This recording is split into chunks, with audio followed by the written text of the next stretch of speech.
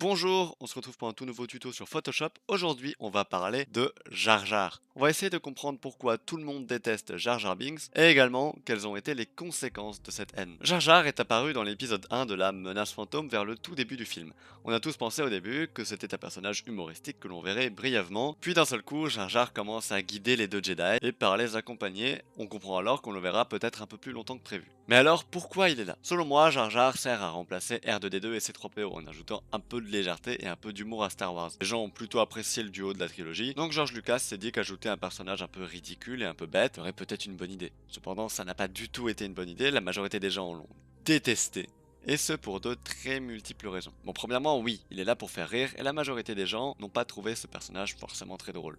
R2D2 et C3PO sont déjà présents à ce moment-là, donc les remplacer par un autre personnage, c'était pas forcément la meilleure des idées. D'autant plus que je trouve que la trilogie est plus sombre que la prélogie. Surtout à l'époque, l'Empire c'était quelque chose de plutôt impressionnant. Et voir un duo marrant qui casse un peu le rythme, qui ajoute un petit peu d'humour dans un film qui peut être impressionnant pour l'époque, oui, là ça a un intérêt.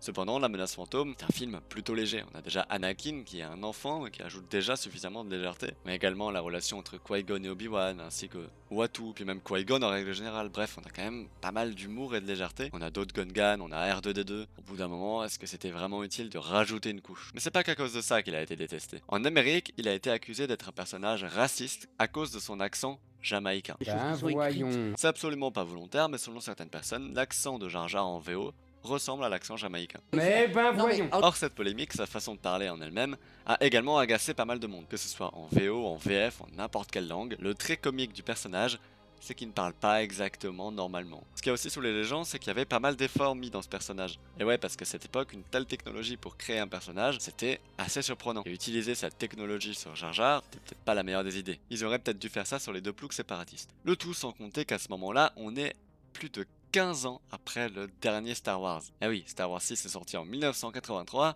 et La Menace Fantôme est seulement sortie en 1999. Autant dire que ça fait énormément de temps d'attente pour des fans qui étaient impatients de voir du très très lourd. Au lieu de voir du très très lourd, on leur met Jar Jar. Alors oui, il y a plein d'autres erreurs sur La Menace Fantôme, j'en ferai très probablement une vidéo. Mais bon, il prend quand même pas mal de temps pour un personnage secondaire qui ajoute rien.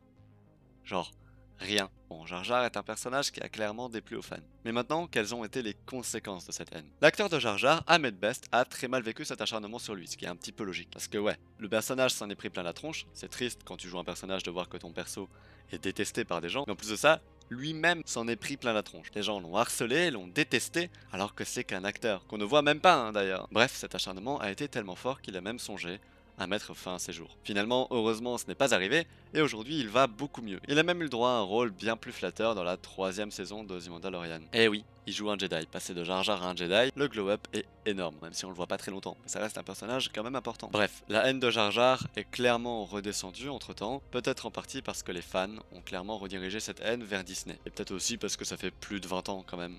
Aujourd'hui l'acteur va bien et c'est tout ce qu'on aurait pu espérer de mieux. Si vous appréciez Jar Jar et que vous voulez en savoir plus sur lui, il y a des vidéos sur d'autres chaînes Star Wars qui parlent de la suite de sa vie. Voilà, n'hésitez pas à faire quelques recherches si vous faites partie de la team Jar Jar, car oui, malgré le nombre de haters par rapport à ce personnage, il a quand même une petite fanbase. Bref, voilà c'est tout pour cette vidéo, n'hésitez pas à liker, ça aide énormément la chaîne. On se retrouve bientôt pour de toutes nouvelles vidéos sur l'univers de Star Wars. Sur ce, je vous laisse, ciao.